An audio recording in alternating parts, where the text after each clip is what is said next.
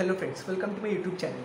তো এখন কথা বলবো সিয়াম আহমেদের আপকামিং মুভি যেটা চরকিতে রিলিজ হবে। ফিল্মটার নাম হচ্ছে টান, যেটার আজকের ট্রেলার প্রায় 1 ঘন্টা আগে চরকিতে রিলিজ হয়ে গেছে। এবং তোমরা জানো যে এই ফিল্মটার ডিরেক্টর হচ্ছে রেহান রাফি, এবং এখানে কিন্তু আমরা সোহেল মণ্ডলকেও দেখতে পাবো। তো চলো আগে দেখে নেওয়া যাক টানের ট্রেলারটা কীরকম হলো, তারপরেই এই ট্রেলারটা নিয়ে তোমাদের সাথে কথা বলবো।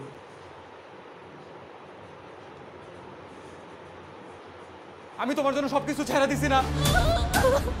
তুমি আমার জন্য চাকরি ছাড়তে পারতেছো না কিসের জন্য? অবনি, তুমি কালকে থেকে অফিস যাবা না। জীবন দিলাম লিখে তোমায়, তোমাকে চাই আর কিছু নয়। বুক পুড়ে যায় হাই তৃষ্ণায়, আমি আর জীবন দিলাম। আমি তোমারে ভালোবাসি, তুমি থাকলে আর কোনো নেশা লাগে না। বুক পুড়ে যায় হাই তৃষ্ণায়, হারাই যদি শুধু এই ভয়। রেসপেক্ট তোমার এখানে কেন? তুই নেশা করে মাগি লাগাইতেছিস। আমি আমার বন্ধু লাভে আগে চাকরি সহ এলাকা পর্যন্ত ছাড়ছি তোমার জন্য। তুমি বলার কথা বলো আমাকে।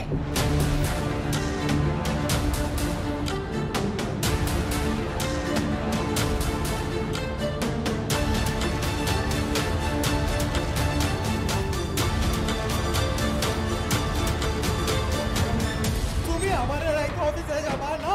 কি করি কি যে করি, কোন চাকরি করা আমি জানি না।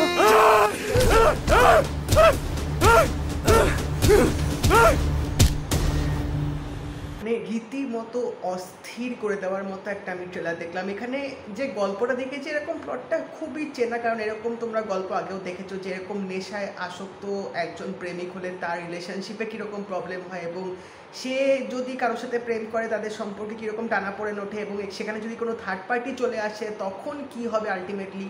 তো সেই জিনিসগুলো আমরা ট্রেলারটার মধ্যে দেখতে পেলাম। বাট এই ট্রেলারটার মধ্যে সিরিয়াসলি সিয়াম আহমেদের যে অ্যাক্টিংটা সেটা কিন্তু জাস্ট অসাধারণ লেগেছে। যেভাবে তিনি এখানে পুরো ক্যারেক্টারটা পোর্ট্রে করেছে, এক কথায় কিন্তু দুর্দান্ত লাগছিল। এবং এখানে যে লিড অ্যাক্ট্রেস যে আছে বুবলি বা বাবলি, প্রোনাউন্সিয়েশনে যদি ভুল হয়ে থাকে আমি ক্ষমা প্রার্থী, তো তারও কিন্তু অভিনয়টা যথেষ্ট এখানে নজর কাড়া ছিল, এবং দুজনের যে এখানে বন্ডিংটা দেখাচ্ছিল যে সেটা কিন্তু বেশ ভালো লাগছিল।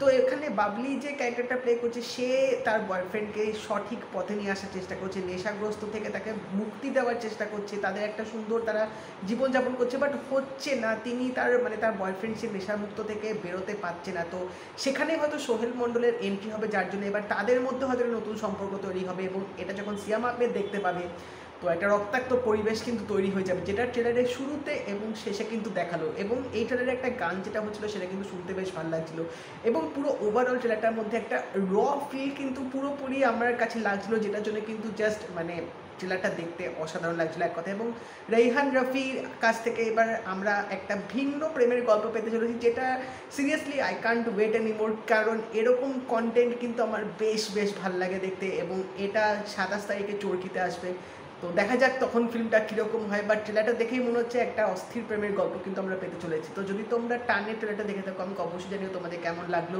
এবং যদি এই ভিডিওটা ভালো লেগে থাকে লাইক করে দিও, শেয়ার করে দিও, চ্যানেলটা কিন্তু অবশ্যই সাবস্ক্রাইব করে দেবে, নোটিফিকেশন বেলটাও কিন্তু অল করে দিও।